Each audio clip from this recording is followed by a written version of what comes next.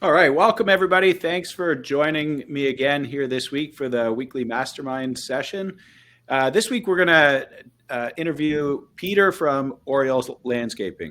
So a little bit of a technical hiccup. Unfortunately, we can't seem to get Peter's camera working. So he's going to be talking and you're not going to be able to see him, unfortunately, this week. But nonetheless, he's got a lot to share, and I'm really excited about working with Peter on this because they have a fantastic company with an amazing portfolio that has really allowed them to grow the business. And so over the next half hour, he's going to share a little bit about their portfolio, the importance of it, the impact that it's had on the business. And if you've got questions, just go ahead and throw those into the chat. I'll kind of monitor the chat and help get those questions out and have some discussion with Peter along the way. So thanks again for joining. And Peter, I'll let you take it from here.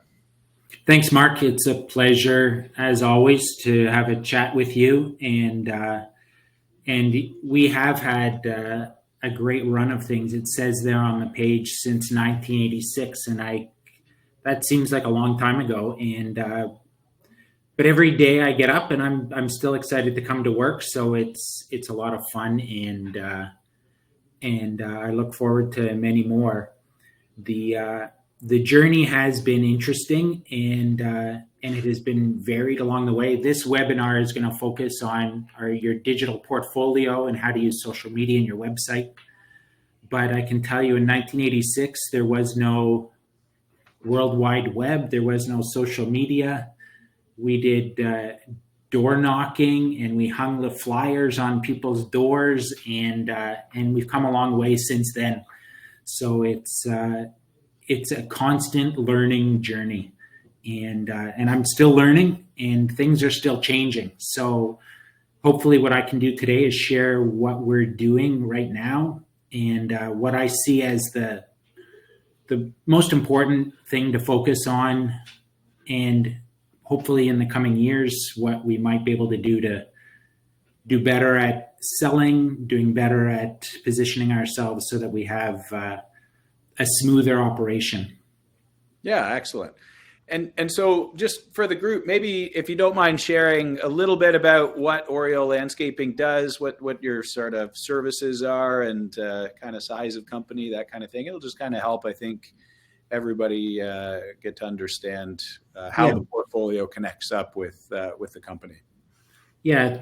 So Oriole Landscaping has been working design, build, and we have been doing garden maintenance as well for the last 10 years approximately. We've added that to our stable of services, and as design build back in the 90s, there were recessions and there were challenges with work. And one thing we identified early on in our business was the value of high net worth customers, especially during a recession. They are more recession proof. So we spent a lot of time working to get better at those types of jobs, to attract more of those types of customers. And that has served us well over the years. And they currently, though, our horticulture division, which is creating recurring revenue, is our current focus for growth. There is, in our market, we're working in Toronto, Canada, and in our market, there is obviously an upper limit in terms of how many high net worth customers can be managed by a single company. There are a few other companies in our market that are doing similar work. And so we see there being much more growth opportunity in the maintenance division. And specifically what we do with our portfolio and how we position ourselves when we're selling is directly related to that focus for growth and on those high net worth customers. Great. Excellent. Yeah, thanks for sharing. Great. So I'm going to maybe just sort of talk a little bit about about what we do in terms of our approach to marketing. And I've stumbled across a lot of great ideas over the years, and I tried to hold on to the good ones. And this was one quote that I had written down somewhere, where most businesses are doing the wrong thing well or the right thing wrong. And I think that's going to sort of steer what we talk about today, in that when you're looking to your next customer, where's your next customer coming from, and how are you going to get that customer? You might want to back up a little bit, because a lot of people, they say they wait for the phone to ring and that's where your next customer is coming from. But what we found is if we wait for the phone to ring, we're going to get whoever calls, and we don't want to have to say yes to the next job because it's the only one that's coming through. We want to take more control over the types of jobs that we get. And what we've done is we take all of our decision making back to first principles, where we evaluate our decisions on our original mission and vision. Knowing what we want for our company, knowing where we want to go, is steering our decisions on who we're marketing to. I know back in the 90s, we built a lot of pressure-treated privacy fences around properties. And it seemed to be a thing that we were getting a lot of. Maybe we were specializing in that. But it wasn't by choice. And, I can trace back all of these fence jobs that we were doing to the first couple of fence jobs. You do a fence, and the neighbors want you to do their fence, and then the neighbor wants you to do their fence. And next thing you know, I'm doing, miles of fencing. We didn't particularly enjoy fencing. We maybe weren't even that great at fencing, but we were getting it because we were doing it. And that became pretty clear that you're likely going to get more of whatever it is you're marketing. So if your job is presenting this product, then you're going to have more people asking you to do this particular task. So what we did is we went out of our way to identify what is our ideal customer, and which jobs were successful, which jobs were profitable, which jobs did we enjoy doing, which jobs supported that vision of getting more high net worth customers. And so identifying a marketing plan that would attract those particular customers, or being where those customers were. My business partner, George, became a member at a golf club.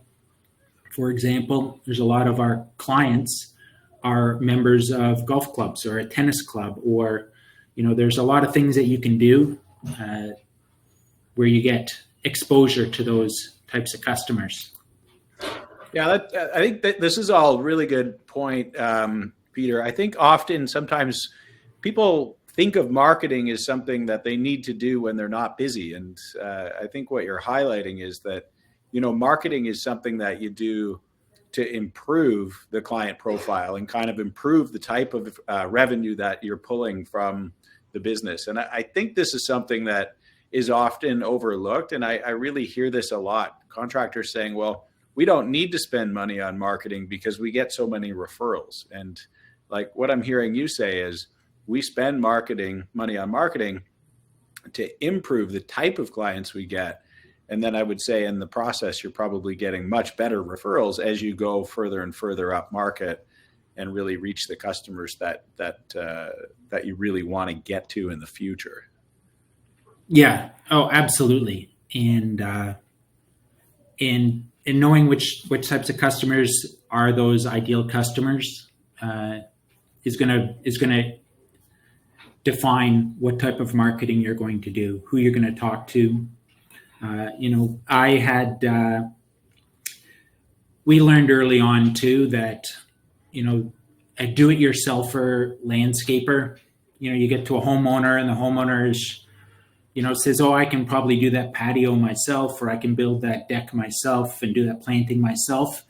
as a professional contractor, I look at those jobs and I'm saying, yes, you can do it. It's going to be less expensive, but the quality of the outcome is going to be a little bit less. So there's a trade-off when a do-it-yourselfer is doing a job. And as a professional landscape contractor, I can see the difference between what I do and what a do-it-yourselfer does.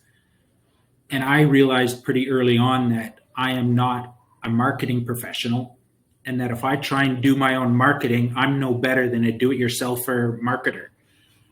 And so we looked pretty early on at a professional marketing firm to develop our website, to develop a marketing plan, to execute the marketing plan, and you get better value for that. It is a better quality product, and it's a better value.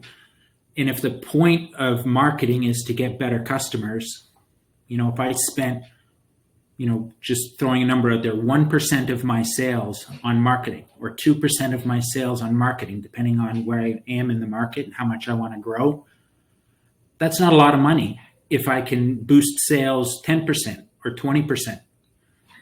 That's a really, really strong point. And I think all the time I get contractors ask me, well, hey, you're saying I should do marketing. How much should I spend? And I think you just answered the question, and it's a good one to kind of double click on. Is we want 1% spend is great if you're sort of maintaining your market position.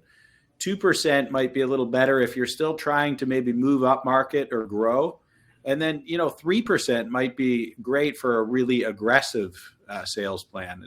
I was just talking to another coach just yesterday, and he was telling me that's what they're recommending to their customers as well. And so somewhere between 1% and 3%, depending if you're sort of in maintenance mode or high growth mode, is a good target. And so it's interesting to hear you share that metric as well, Peter. And I know absolutely, a lot of contractors through your coaching business as well. So very interesting. I've seen higher. But again, you risk, if you're pushing your market and you have to market that aggressively for new customers, you have to look at why aren't you getting more referrals? You have to look at if you're trying to grow, 50% a year or more, then you run into other risks in terms of how you manage that growth. So it's not always better to grow exponentially like that. At 50% or 100% a year growth, there's going to be some challenges, and you're going to need some professional help for sure. But I've never been comfortable with growth over 50% personally in terms of how we manage our business. So I've never. I think that's good advice as well. Your marketing is designed to expand revenue, but we don't want to overinvest in marketing and cause a production problem. And I tend to agree on the 50% number. I think my most miserable years in business and my least successful years in business were when I pushed beyond that, because we don't grow our people and our systems fast enough to keep up with what's coming in the door. Yeah, it can be overinvesting. It can be very hard. Yeah. So with that in mind, using marketing for specific growth, if you're going to drive a particular division or a branch outlet, or you're just trying to improve the quality of your customer. So, the bottom line is the most important number to be mindful of. We talk about the value of a project. I've got here your marketing plan. You're looking for projects in the $100,000 to $1 million range, perhaps. You want to know what that is. So your numbers might be different, but you should articulate that. You should write it down. You can market to those people. On my website, I talk about when you're submitting a request for a meeting, please indicate whether you want to spend between $100,000 and $250,000, $250,000 to $500,000, $500,000 to $1 million or more. There isn't an option to select for less than $100,000. So the people who follow through hopefully understand that my particular business specializes in work starting at $100,000, and I don't get a lot of people calling for a $5,000 fix-up job. Yeah, I love that, and I think that's really good advice as well, because early in my career, and I'm sure in yours and in many, we get out there and we react to every phone call, and we go do a meeting just to find out that they're not really looking to spend anything close to what we expect as sort of a floor price. And when we do that, we end up getting really busy doing meetings and chasing leads that are never going to turn into anything. And I think in the process, we get so busy, we miss the best opportunities. And so just creating a little bit of a filter on the website like that, I think is a brilliant tip. And another thing I see contractors doing is when they're showing their portfolio, they're actually putting in budget range when they're showing the portfolio, so that when people start to look at all the pretty pictures, they have a good sense of what things cost. Yes, which also helps filter them down. But I think that's a great piece of advice for people to take away with your little questionnaire right on the website. I think that's brilliant. Yeah, perfect. Yeah, I'm going to. I'll also share some examples of my portfolio and how we present it, so that'll help also, I think, clarify for potential customers the type of work that we'd be selling.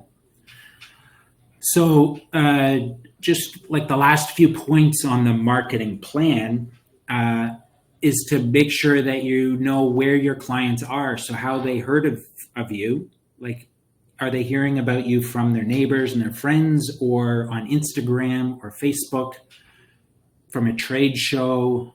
Are you ranking highly in Google?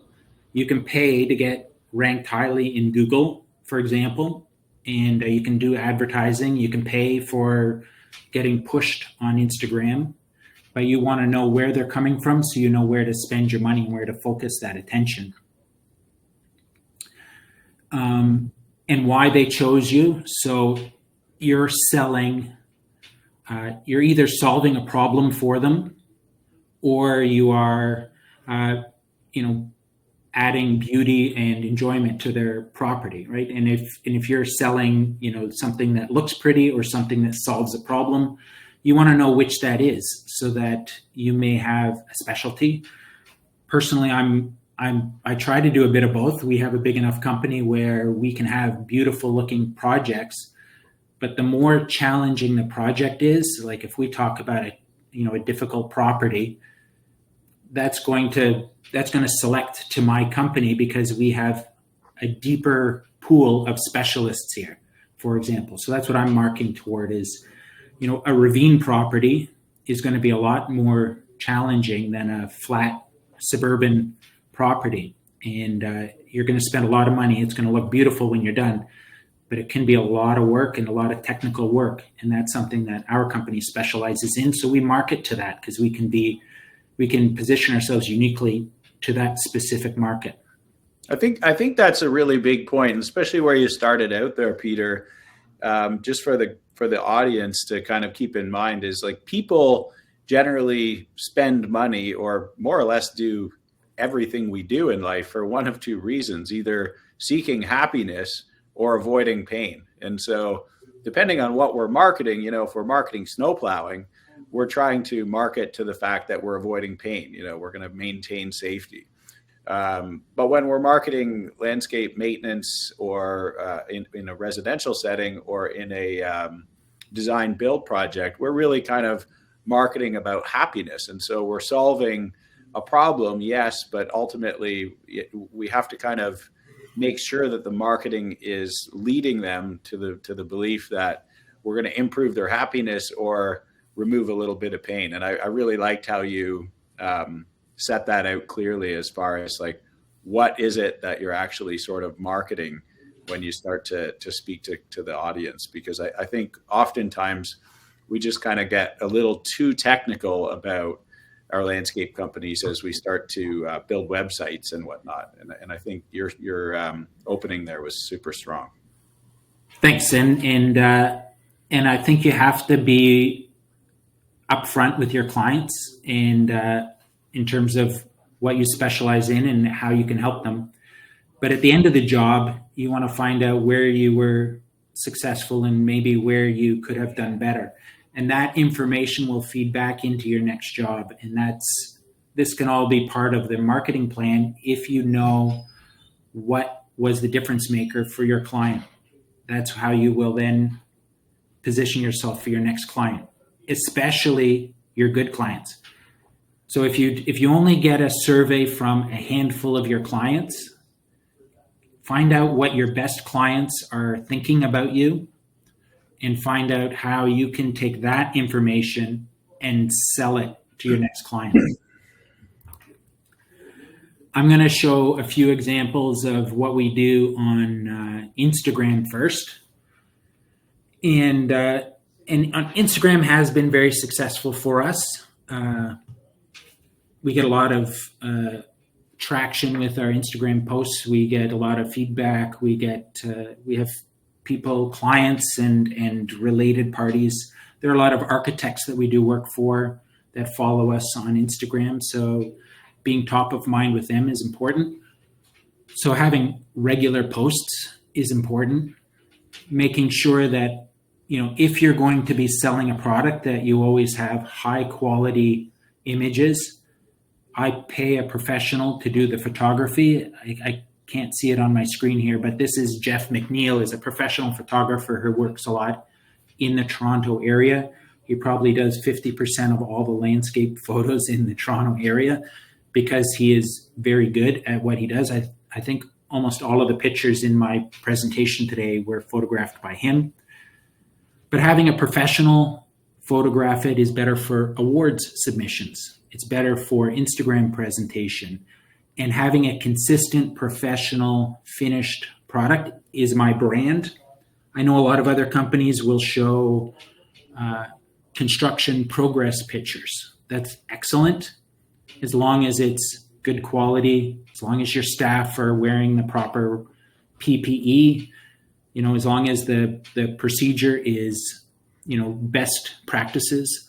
These types of progress shots would be useful to show, especially if you're doing it constantly and people are looking at you and looking at your page to see that type of work. And you can gain, it's part of your brand. So our brand is going to be these high-end, highly finished, highly refined yards. And that works well for us and for our market. And again, a variety of pictures. We take pictures in the evening or in the morning, depending on the way the lighting is, so that we can get some good lighting shots. For example, this is a good way to sell upselling lighting to your projects. And but again, it's a variety of pictures.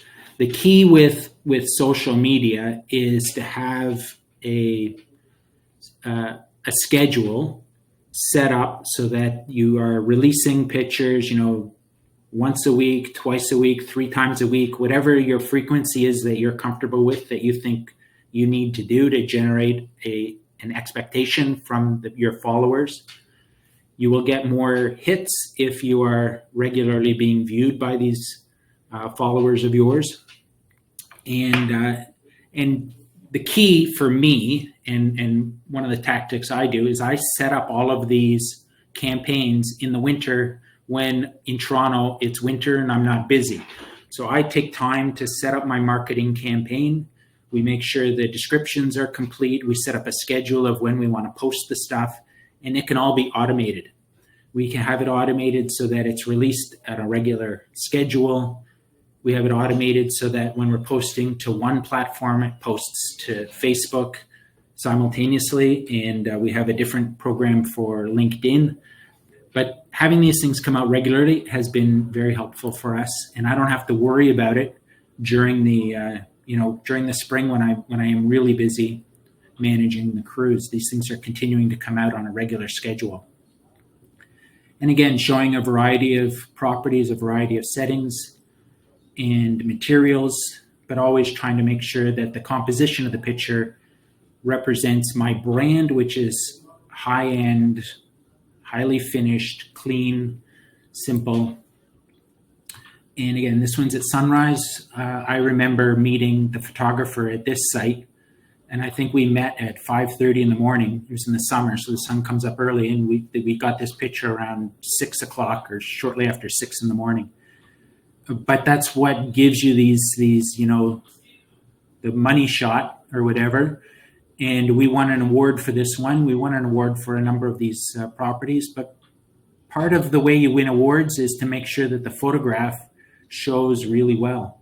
The judges are looking at photographs, so this is part of what they judge. This picture here is from our website, so it matches the style of our imagery on Instagram. It matches the style of imagery on Facebook. And Ashley Hurd, we are using a local Facebook review site that allows you to market only on Monday on top of our own Facebook page. So there's lots of little techniques. Yeah, and and the key to that, Ashley, is making sure that it's regular, right? And if it's automated, then it's not more work for you guys. Oh, that was the last slide. Okay, so we'll make sure it's not more work for you. I have some other pictures of on Facebook, but it's a lot of the same kind of stuff. So maybe we only have a few minutes left, I guess, Mark. No hurry. We've got some time here. No hurry here, Peter. And I can monitor the questions on the right and kind of moderate those for you. You don't have to try to. No, I see. No, there's lots of good questions. Great questions. Yeah. So I'd like to share what we're doing, and I'd like to, part of what I do is I do consulting as well. So I spend a lot of time talking to other business owners and helping them refine their processes as well. So I look forward to having that opportunity here. Yeah, and for those that are joining us that don't know Peter, so Peter and George, the owners of Oriole Landscaping, also have a consulting business, Knowledge Tree Consultant, and they are certified LMN consultants, and they help many contractors get LMN set up. They're absolute wizards with estimating, operational efficiency, implementing lean, and many other things. And as you can see here, they're also very good at marketing. So certainly when I got started in the landscape business, they were a company that I always looked up to, and I learned a ton from George and Peter in my years. I would consider them both mentors of mine, and I certainly learned a lot working with them. And so for that reason, I like to recommend them as business coaches. So if you're ever looking for a great coach, certainly George and Peter are available and incredibly experienced and good at what they do, for sure. A couple of questions that have come up here is like, what is your idea of regular posts, Peter? How often should you post to get the most out of social media? Yeah, well, we are posting, like, we've been busy. So during COVID, there was a onslaught of requests for work. And I think a lot of people experienced a lot of growth in their business over the last few years, a lot of pent up demand for having some private, luxurious space to be outside your home. And there was a lot of money floating around. Governments were spreading it around like it was going out of style. And it turns out it did go out of style. So the government has stopped sharing it. And now they're actually making it very expensive to borrow money. So there's likely going to be a little less work in the upcoming year or two, and that may suggest more frequent posting is going to be required in order to generate. If you need 100 leads a month or 10 leads a month or whatever it is that you have identified as your pipeline, you may have to be advertising a little bit more frequently. You might need to be out there at the Horticulture Society. You might want to do a talk with the local Horticulture Society and present your company or yourself as a subject matter expert on how to keep weeds down in your lawn. Or, there's so many ways that you can make sure that you get exposed to those potential customers, especially if there's less work in the coming few years.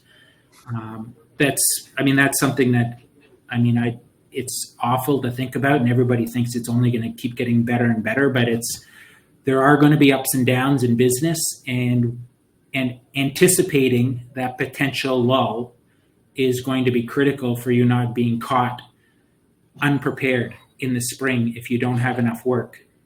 And so you had a simple question: how often do I post? Well, last year I was posting at least once a week, and but I think we set it up for twice a week this past year. And over this winter, we're going to be driving more activity toward our horticulture division, our weekly maintenance. And I'm going to be spending a little bit more time and posting a little more frequently around that, especially in March, February, March, April, when all the new customers and new contracts are being established.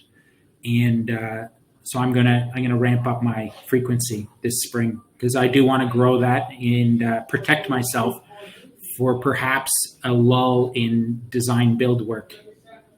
Yeah, I think that's great advice. And I think, one thing I hear a lot of contractors doing who have been in growth mode, companies that have not been in business as long as Oriole and built up the brand that they have. When you do spend on paid social media marketing, first off, it's really easy to select a very defined area and then define that's interested in home and garden, for example.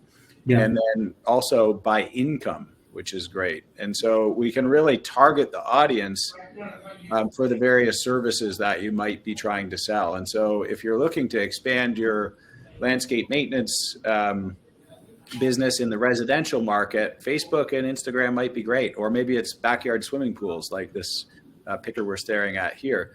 But I think when you get really targeted posts that are boosted posts, paid posts, with a clear conversion, I think you can really count on filling up that funnel a little bit more quickly. And so combining it with more frequent posting and doing more paid advertising that's super targeted at the right type of customer with the right type of content, I think really drives a lot of conversion. The most important thing that I'd like to always throw in there as we wrap up here is make sure that when you do start paying money for posts and for paid ads, that you're driving them to a really nice website. And if you take a look at the Oriole website, you'll really be amazed at how nice the work is, how professional the website is. And as Peter said, they've paid for a professional to build the website. They're investing some of their revenue each year to do that. And that way, when you do social media posts, paid posts, any marketing, or even just drive referrals, they're landing on a website that is so attractive and professional that they want to convert. And I think sometimes companies start to drive marketing without thinking about how important the website is, because almost all roads lead back to your website. And if it's not designed to convert, if there's not a clear way to get in contact with you, if it doesn't have the images of the work that they're looking for, if it doesn't tell the story of how you're going to solve their problem or create more happiness in their lives, I think oftentimes, they keep looking. And we can even be losing our best referrals because our website's not quite optimized. So I really think that, if you take a look at what Oriole has, you'll really see how it all dovetails together. And that was one reason why I really wanted to have Peter on this week, to show you just how professional their marketing is and how they went about doing it. Yeah, that's a perfect point. It's and just to drive home that initial idea of consistency, so that if you attract them with your Instagram or your Facebook, you want your website to be consistent with that image and with that message. And that message is your brand, and you want that consistent across all channels. I mean, we do that with how we present our trucks, our lawn signs, our projects, our uniforms for our staff. Everything is trying to present that same image of professionalism. So if you're going to have a digital marketing campaign, it should align with your brand and be consistent across all other channels. Yeah, I love that, Peter. Another thing that you said earlier that I really wanted to kind of highlight, and I didn't say it at the time, was, it's great to include some construction shots and some progress shots, just to kind of show people how you do it.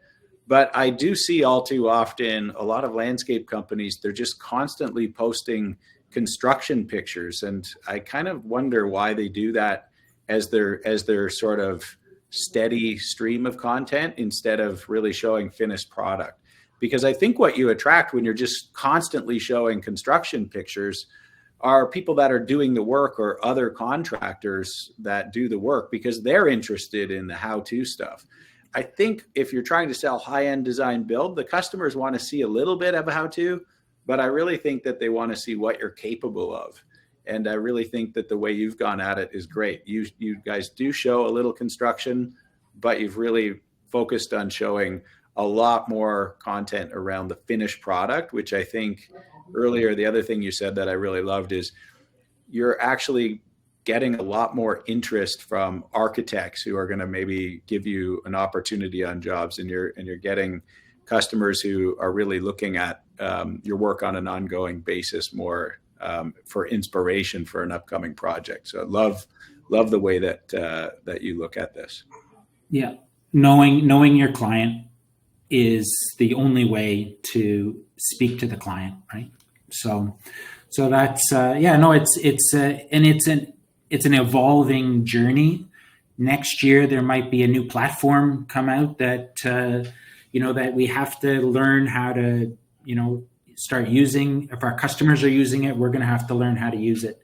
And Instagram, in terms of the age of my company, is relatively new. Yeah. So but it's been transformational in terms of how people shop, and I wouldn't be surprised if something is completely different in 5 more years. There's some completely different way of doing it, and you just have to be aware of what's happening and how to respond to it, and have a plan. And as long as you're consistent with your brand across all of those existing and potential future channels, then I think it'll be much easier to get the customer that you want.